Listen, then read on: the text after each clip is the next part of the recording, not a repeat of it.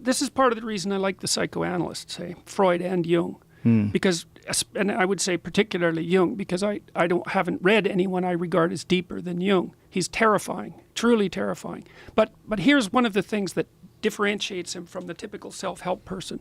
I really love this, is that he believes that the pathway to completion as a human being is through the embodiment of the monster. Embodiment of the monster. That's the discovery of the shadow.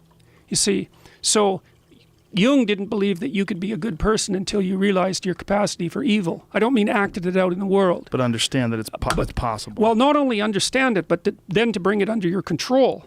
You see, because there's a big difference between someone who's naive and is a good person. They're naive, they're a good person because they can't not be. They're like a domesticated house cat. There's nothing, they don't even have the capacity to be bad. So there's no morality in that. The morality comes when you're a monster and you can control it. And that's the Jungian encounter with the shadow. So Jung said, for example, that the roots of the shadow go all the way down to hell. And what he meant by that is that, you can think about it literally, you can think about it metaphorically. We'll just think about it metaphorically. It's like, if you start to understand who you are, then you understand the Nazis. And who wants to understand the Nazis? You know, I can understand sex criminals. I can understand them. Right. I can understand Nazis. And the reason for that is because I can see that as an aspect of myself. Truly. But one of the things that's so interesting, and it's terrifying to realize that, which is why it's terrifying to realize the shadow, which is why people don't do it. It's no wonder they don't do it. You know, it's a horrible thing to realize that you're human and what being human means. Like angel, like Christ to Satan, that's the human being. And you might say, well, those aren't real. It's like, okay, well, they're figments of the imagination that the human race constructed to describe themselves. Fine. Does that make it less frightening? I don't think so. So, and it doesn't make it any less frightening if you take those two extremes seriously. And you might say, well, who's going to take the Christ extreme seriously? It's no problem, man. Dispense with it. You try getting rid of the other side. See how you do with that.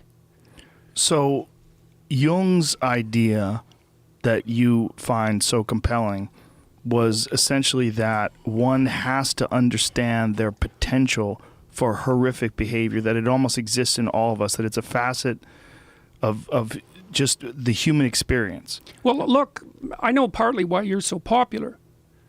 It's because you're a monster. I mean, look, I watched what you did to the Kardashians on your and Jenner on your comedy show, man. You did this whole gargoyle thing. Yeah, you remember, you laugh. Yeah, see, you can even laugh about that. I mean, it was horrifying to behold. You were crouched up on the back of this chair like a... It's horrifying to do. Oh, yeah. Oh, I couldn't believe you did it. Well, the problem with doing it is, this is going to sound fucked up, but while I'm doing it, I'm not thinking I'm doing a comedy sketch. This is what's fucked up about it. While I'm crouched there, I'm thinking like a demon. Yeah. Like, that's the reason why I do it that way. Like, and the reason why I do it like, I'm very flexible, right? So it's one of the reasons why I do it in almost, because I want it to be in an almost... in a way that you don't imagine human beings moving, you know, that it's like it confuses the mind because it's not standard human movement.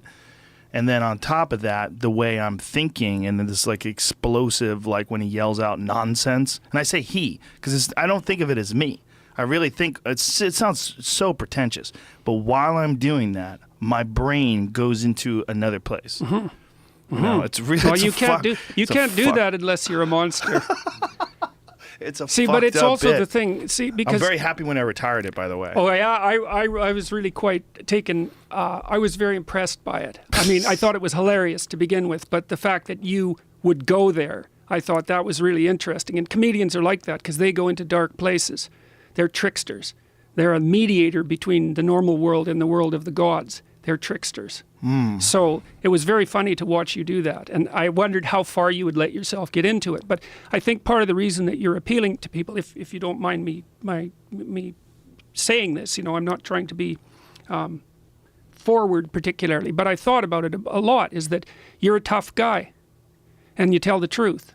But it's both of those together that's what's doing it, because, you know, people don't look at you and think like holier than thou preacher.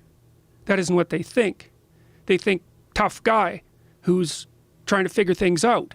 Like, right on. That's good. You're a good figure for the times, because this whole war against the phallogocentrism, you know, calls forward people who are like you, if we're lucky.